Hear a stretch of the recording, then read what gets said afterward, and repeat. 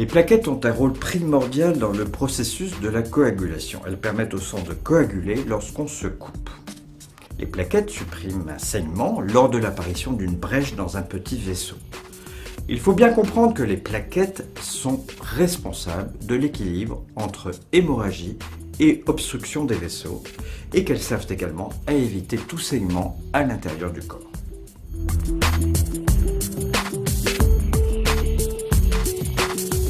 Une diminution du taux des plaquettes, c'est ce qu'on appelle une thrombopénie, peut entraîner un risque hémorragique.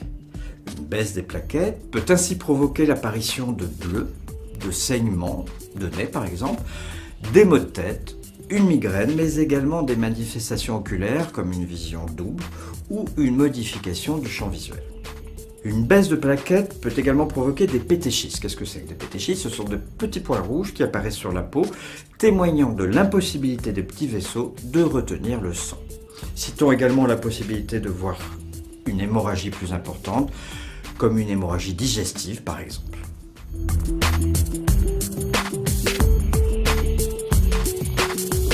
Parmi les nombreuses causes d'une baisse de plaquettes, citons par exemple les maladies auto-immunes, l'alcoolisme aigu, une infection virale, l'aplasie médulaire et le syndrome hémolytique et urémique de l'enfant.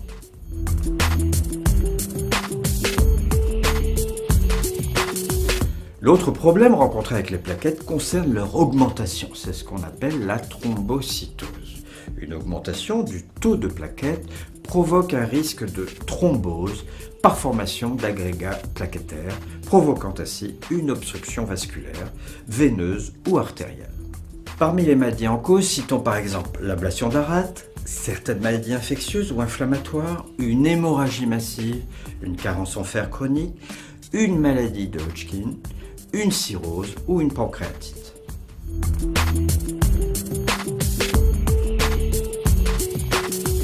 Certains malades ont besoin de plaquettes qui leur seront apportées au cours d'une transfusion. La transfusion régulière de plaquettes permet alors d'éviter les risques d'hémorragie, mettant en jeu la vie de ces malades.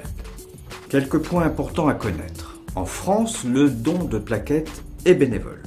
Pour que celui-ci reste efficace et gratuit, les banques du sang comptent beaucoup sur la générosité des bénévoles. Pour donner ces plaquettes, il faut être majeur et avoir entre 18 et 65 ans. Le don dure environ 1h30 environ, et un don de plaquettes permet de transfuser 1 à 2 adultes ou 3 enfants.